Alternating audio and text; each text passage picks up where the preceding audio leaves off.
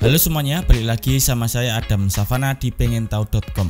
Buat para pecinta game GTA ya, pastinya sekarang sudah antusias banget karena Rockstar baru saja merilis trailer kedua untuk GTA 6 yang super duper bikin gamer makin gak betah nungguin rilisnya GTA 6. Apalagi Rockstar juga merilis banyak sekali detail berupa latar belakang karakter yang ada, kemudian tempat-tempat yang ada di Leonida ya, setting tempat GTA 6, dan semuanya itu dibungkus dengan visual yang sangat mengerikan. Dalam arti semuanya tampak detail mulai dari kualitas animasi, bayangan, environment, dan juga NPC serta apapun lah ya yang ada dalam game GTA 6. Dan dibalik visual dan kualitas animasi tersebut ada hal yang mengganggu pikiran saya, yaitu apakah Xbox Series S ya, konsol gaming next gen kere-hore ini mampu menjalankan GTA 6. Jadi kali ini kita akan breakdown kemungkinan pada game GTA 6 di konsol Xbox Series S. Jadi tanpa banyak basa-basi, mari kita masuk dalam video pembahasannya.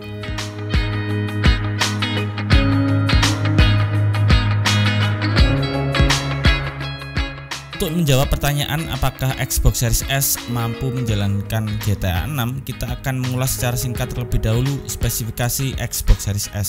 Xbox Series S ditenagai oleh prosesor custom AMD Zen 2 dengan 8 core berkecepatan hingga 3,6 GHz serta GPU berbasis arsitektur RDNA 2 dengan performa sekitar 4 teraflop.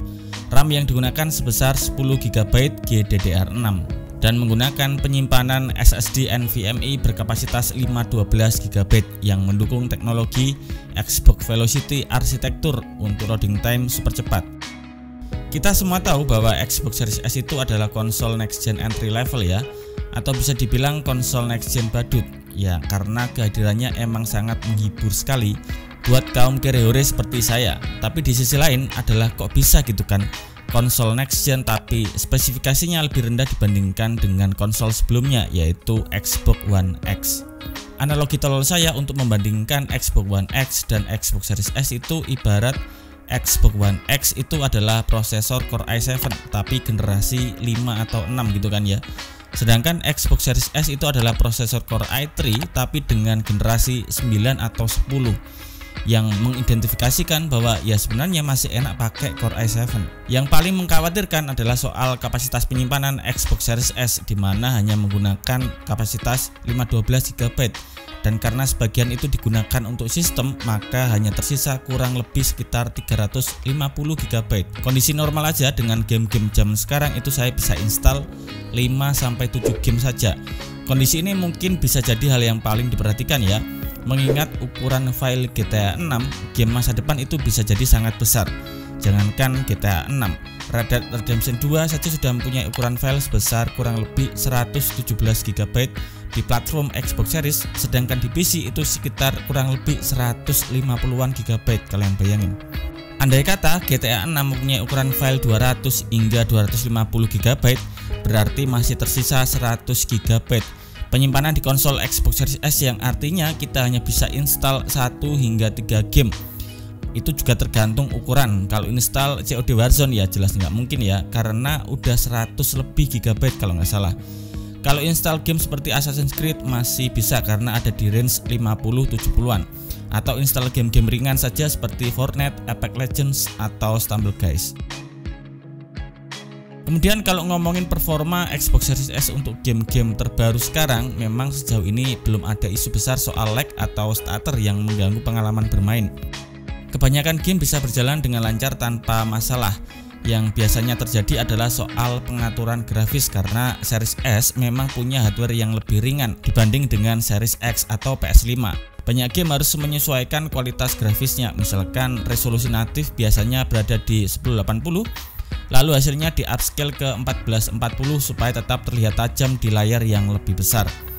Ada juga beberapa game yang mengunci frame rate di 30 fps untuk menjaga kestabilan performa, terutama pada game dengan dunia besar atau efek visual yang kompleks. Bahkan Xbox itu mempunyai fitur yang dinamakan Xbox Optimize, adalah label atau tanda yang diberikan pada game yang sudah dituning khusus agar bisa berjalan dengan performa terbaik di konsol Xbox Series. Game-game tersebut sudah melalui proses pengembangan dan pengujian ekstra supaya memanfaatkan fitur-fitur hardware terbaru di Xbox. Contohnya seperti loading super cepat berkat SSD NVMe dan Xbox Velocity arsitektur. Kemudian frame rate lebih stabil dan tinggi, biasanya 60 fps atau bahkan 120 fps di beberapa game. Kemudian resolusi lebih tinggi, dukungan ray tracing dan fitur quick resume. Fitur-fitur tersebut membantu memaksimalkan gamer bisa memaksimalkan kemampuan konsol terbaru mereka dan menikmati game dengan kualitas terbaik yang bisa ditawarkan Xbox Series saat ini. Saya sendiri menggunakan Series S sejauh ini secara fungsi nggak ada masalah ya. Konsol lancar jaya, download juga lancar, mainin game kompetitif nggak pernah nge-lag juga. Cuman yang harus diperhatikan memang isu power supply di Series S yang gampang rusak karena arus listrik yang nggak stabil. Jadi untuk antisipasi saya beli colokan yang ada tombol on off, jadi kalau Xbox-nya tidak digunakan tidak ada arus listrik yang masuk ke dalam konsol.